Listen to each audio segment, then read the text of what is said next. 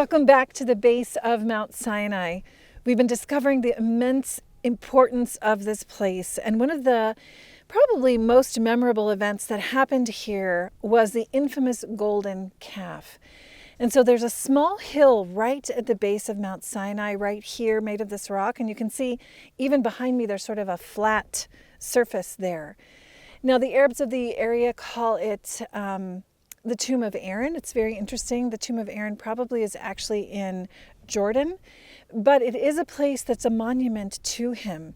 And that's perfect because that's who was sort of the protagonist of this whole event that happened with the golden calf. And so I want you to just picture the scene. You know, we've got the mountain, it's been rumbling, we've had the thunder and the lightning, we've had the covenant. All of this has happened and people have said yes to the Lord. And then Moses said, I'm going up to the top of the mountain, this beautiful mountain right behind us, going up to that peak to speak with the Lord again so that he can write down the commandments that the people have agreed to, the covenant that they've entered into. But just like us in Lent, he goes up there for a very long time. 40 days is both a long time and a short time. But if you don't know how long it's going to last, him being gone for so long actually stresses the people out. And so since they had just recently come out of Egypt, they just recently entered into this covenant. There's a whole process of trying to understand what that means, but not just understanding it, it's living it. And so this particular topic, this scene, this event that occurs actually tells us a lot about what's going on in our own hearts and what was happening in their hearts, particularly when we're talking about a relationship, a covenant relationship with the Lord. So if you want to read about it, it comes in Exodus chapter 32. And we'll just read some parts of it. So in verse 1, it says, when the people saw that Moses was delayed in coming down from the mountain, they gathered around Aaron and said to him, come, make us a god. Okay, make us a god. After they had just been freed by the one who said he's the only God. Make us a god who will go before us. As for that man Moses, who brought us out of the land of Egypt, we do not know what has happened to him. So first of all, they're asking Aaron to make them a god. Secondly, and the God that will go before us. And then secondly, they say for that man Moses, it was Moses who brought us out of Egypt. Moses, it wasn't the Lord. So there's a lot of twisting that's happening regarding the identity of who God is. So this is what Aaron says, take off your golden earrings that your wives, your sons, and your daughters were wearing and bring them to me. So he collects all of this gold. The people give it to him. He receives their offering. They give it as an offering, as a sacrifice to something that's not Yahweh, to someone who's not Yahweh. And it says, and fashioning it with a tool, he made a molten calf. Then they cried out, these are your gods, Israel, who brought you up from the land of Egypt. So they're receiving an offering, making a molten calf, a golden idol, what they were used to seeing in Egypt, and they are told, this is your God. So there's a lot that's happening in this. And so Aaron built an altar in front of the calf, it says in verse 5, and proclaimed, tomorrow is the feast of the Lord. Lord, that's a really important word. If you remember, and I'm sure you've heard it a million times, the word Lord in Hebrew is actually the word Baal. Baal is literally translated as Lord. And Baal worship was something that they had to fight against, even before they went it was just common in the land of Canaan when Abraham came in. And when they go back into the promised land, eventually when they get there, it's a constant fight to not worship the false god of Baal or just the Lord, which was the common deity among this whole area of the world. And so what did they do the next day, this feast of the Lord? Listen, this is amazing. The people sacrificed burnt offerings. They brought communion sacrifices. They sat down to eat and drink. When you read something like that, they are entering into a covenant relationship with this molten calf, okay? They are entering into a union and trying to have a relationship with this false Lord. So then you have Moses up on the mountain, speaking with God, probably talking about the covenant that they had made and the people agreed to. And this is what the Lord says to Moses in verse 7. The Lord says, go down at once because your people, not my people, your people that you brought out of the land of Egypt have acted corruptly. It's not my people. I didn't bring them out. And so he immediately recognizes that the union that they have with him is corrupted and they're in union with something else. And the Lord continues, they have quickly turned aside from the way I commanded them, making for themselves a molten calf and bowing down to it, sacrificing to it and crying out, these are your gods. And so Moses, of course, intercedes for them because the Lord said, how is this possible? Just like with the covenant with Noah, just before Noah, he's like, let's wipe them out. Is there a way? And Moses says, I know who you are. It's almost like a test in a way, I think, that God is giving to Moses. And he says, I know who you are. Have mercy on them. The same sort of prayer that he said with Sodom and Gomorrah. Show your power and your mercy. Because he doesn't want the Egyptians to actually misunderstand who Yahweh, who he really is. Now, we know what Baal means. Now, Yahweh, it's a name that the Jewish people don't use now out of respect for the name because it is so powerful. It comes to that commandment, don't use the Lord's name in vain. It has a lot of things behind that. But when Yahweh, that word, when it came to be, it simply means I am who am. I am. I am. So that's what we're saying. It's the same name that Moses received from the bush. So this is what happens. In verse 15, Moses turned and came down the mountain with the 2 tablets of the covenant in his hands, tablets that were written on both sides, front and back. The tablets were made by God, and the writing was the writing of God engraved on the tablets. And then Joshua was with Moses, and as they're coming down, they hear this noise. He says, oh gosh, it sounds like there's a battle in the camp. Joshua, the great warrior. But Moses answered in verse 18, it's not the noise of victory. It is not the noise of defeat. The sound I hear is singing, because they were in the feast of the Lord. And Moses knows this completely. So in verse 19, and you can picture this in the great, classical movies of the 10 Commandments. It says, he drew near the camp and saw the calf and the dancing, and then Moses' anger burned, and he threw the tablets down and broke them on the base of the mountain. This is very close to where we are right here. We don't know the exact place. We don't know where they were actually broken, but it's in this area. And this is the grace that we're living right now. And then what does he do? Taking the calf they had made, he burned it in the fire and then ground it down to powder. He scattered it on the water and made the Israelites drink. Of course, has a heart-to-heart with his brother Moses and his brother Aaron, and says, why did you do this? And he says, don't be angry. You know how prone to evil this people are. You know how prone this people are to evil. They asked me to make the god, so I made it. And then at the end, Moses tells them, to the entire camp, he has to make a decision. They already had entered into a covenant, and he says, okay, you've seen what's happened. We've broken these commandments at the feet of this mountain. So in verse 26, he says, whoever is for the Lord, come to me. And all the Levites rallied to him. That's really important because we know very well that the Levites were the priestly tribe, right? But in the beginning, when they first came out, it wasn't like, until this moment, it wasn't just the Levites. Every single one of the tribes had a priestly function, had a priestly member. But because they broke the covenant, the relationship with the Lord, the priesthood was defiled. And so it came down just to the Levites, who actually said, okay, we choose the Lord. And so the Lord is saying, okay, come to Moses, choose me, and you will be the guide. You will be the authority that helps the people to understand their relationship with me. So Moses said to them, thus says the Lord, the God of Israel, each of you put your sword on your hip, go back and forth among the camp. Listen to this, from gate to gate. Kill your brothers, your friends, your neighbors. I think the most important thing that we can take from this is when we're in relationship and covenant with the true God of life, with the one who revealed himself as I am, when we're in that relationship, we have life. When we step outside of that, death will come. External death, but particularly internal death, eternal death. And this is what it's telling us here. So the Levites did as Moses has commanded.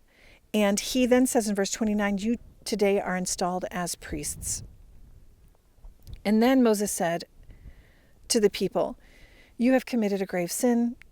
And so now I will go up to the Lord and perhaps make atonement for it. And this is when he becomes very clearly the mediator. And that's why, it's obviously fulfilled with the mediator between us and God the Father, which is Jesus himself. What a scene! And this happened right here.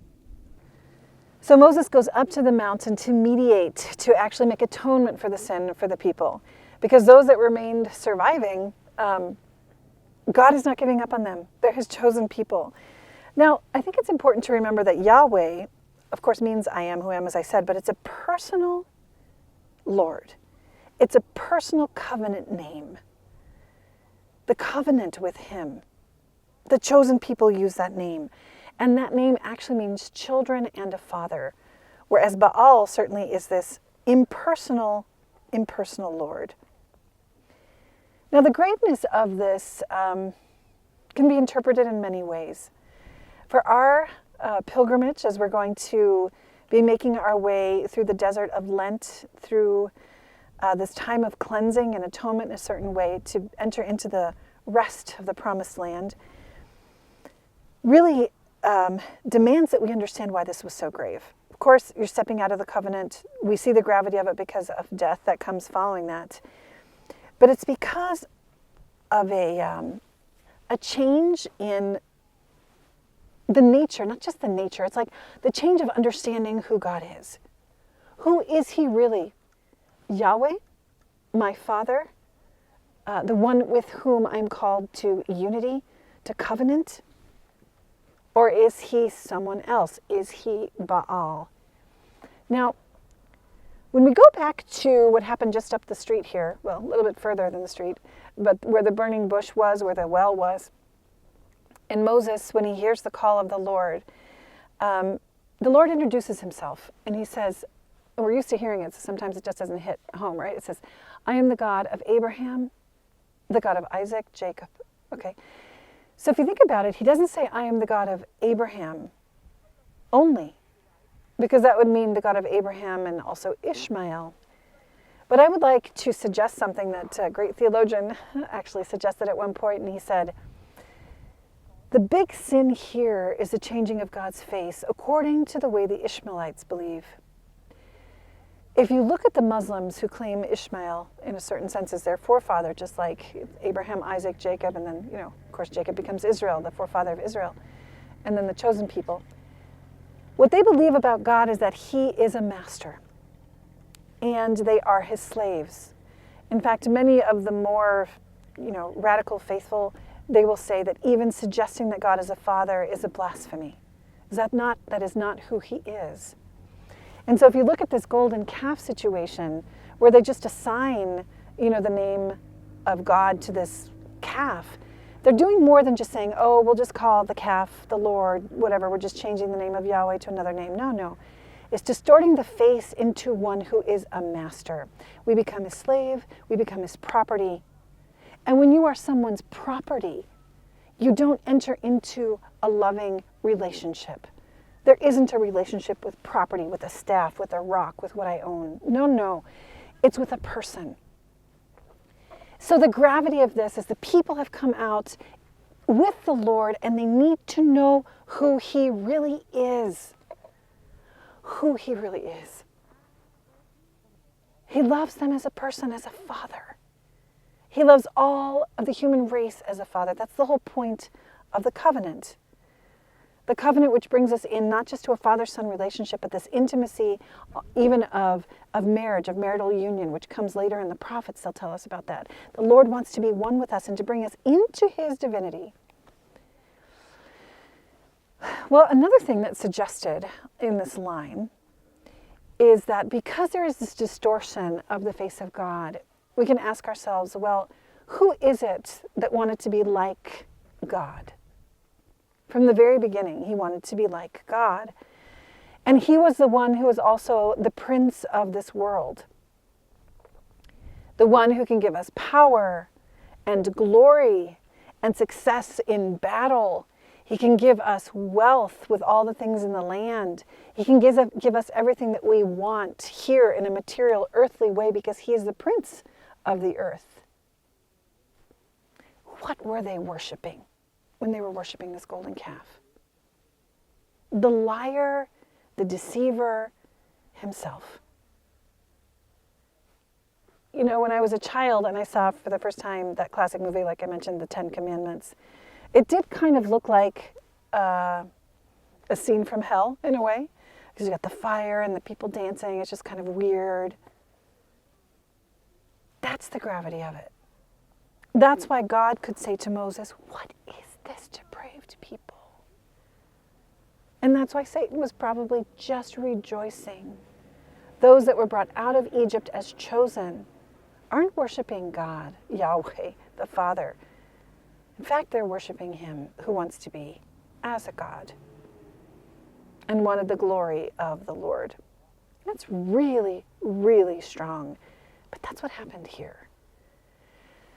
Now, when Moses gave them the option of choosing who will you serve, it's interesting that later in the Bible, Joshua has to make the same question to the people.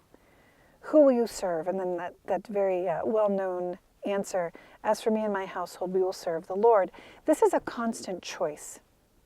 This is the pedagogy of the people of the chosen people walking through the desert. This is the pedagogy, rather, of the Lord with us as we make this journey. And it helps us to understand that even in our life, who have been brought into the ultimate covenant, you know, not just the Adam and Eve covenant, the Noah covenant, the Moses covenant. We've been in the eternal covenant, brought into the eternal covenant in Jesus Christ. We constantly have to make that same decision every day when I get up. As for me, I choose the Lord. I come to be, as almost the Levites did, the priestly people of the rest of the world.